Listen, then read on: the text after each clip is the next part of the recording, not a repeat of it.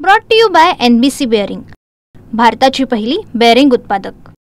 आपण पाहतोय की ब्रिटिशकालीन 125 वर्ष जुना हा एल्फिन्स्टन पूल काल रात्री 12 वाजल्यापासून वाहतुकीसाठी पूर्णपणे बंद करण्यात आलेला आहे आणि काल रात्रीपासूनच त्याच्या पाडकामाला सुरुवात करण्यात आलेली आहे। परंतु स्थानिक नागरिकांचा अनेकांचा विरोध होता आणि याच पार्श्वभूमीवरती या ठिकाणी पोलीस बंदोबस्त त्यासोबतच दंगल नियंत्रण पथक जे आहे ते या ठिकाणी तैनात असल्याचं आपल्याला पाहायला मिळते। कारण की आजूबाजूच्या नागरिकांचं म्हणणं होतं की ज्या पद्धतीने 19 इमारती ज्या आहेत त्या या बाधित आहेत, त्या 19 इमारतींपैकी फक्त 2 इमारतींचा प्रश्न जो आहे तो सरकारने मार्गी लावलाय, तर इतर इमारतींचा देखील प्रश्न जो आहे तो मार्गी लावावा असं खरं तर त्यांचं म्हणणं होतं। परंतु काल इथले स्थानिक आमदार जे आहेत ते या ठिकाणी पोहोचले आणि लवकरात लवकर मुख्यमंत्र्यांची बैठक लावून लवकरात लवकर हा मार्ग निकाली काढला जाईल असं आश्वासन दिल्यानंतर अखेर हा एल्फिन्स्टन पूल जो आहे तो पूर्णपणे वाहतुकीसाठी बंद करण्यात आलेला आहे। रात्रीपासूनच पाडकामाला जे आहे ते सुरुवात करण्यात आलेली आहे।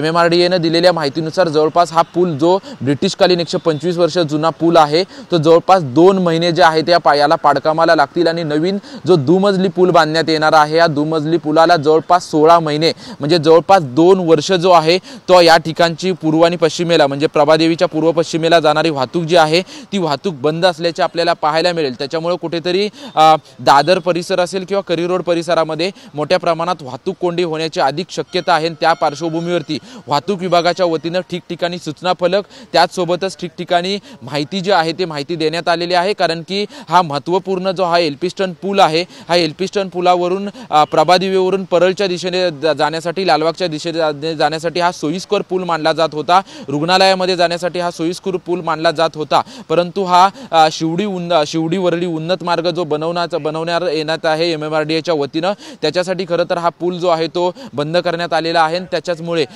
नागरिकांना मोठ्या प्रमाणात त्रासाला सामोरं जाऊ लागू शकतं कारण की वाहतूक कोंडी जी आहे ते मोठ्या प्रमाणात दादर करी रोड परिसरामध्ये होऊ शकते आणि त्याच पार्श्वभूमीवरती वाहतूक पोलिसांनी ठिकठिकाणी सूचना फलक त्यासोबतच वाहतुकीमध्ये काय बदल करण्यात आलेले आहेत त्याच्या सूचना ज्या आहेत त्या ठिकठिकाणी लावण्यात आलेल्या आहेत। परंतु आता आज नागरिकांची भूमिका कशा पद्धतीने असेल हे पाहणं महत्त्वाचं असेल।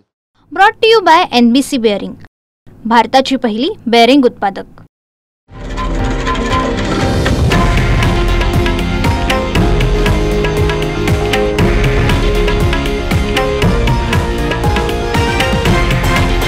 हे आहे देशातील नंबर 1 न्यूज नेटवर्क आणि आपण पाहत आहात TV9 मराठी, एकमेव।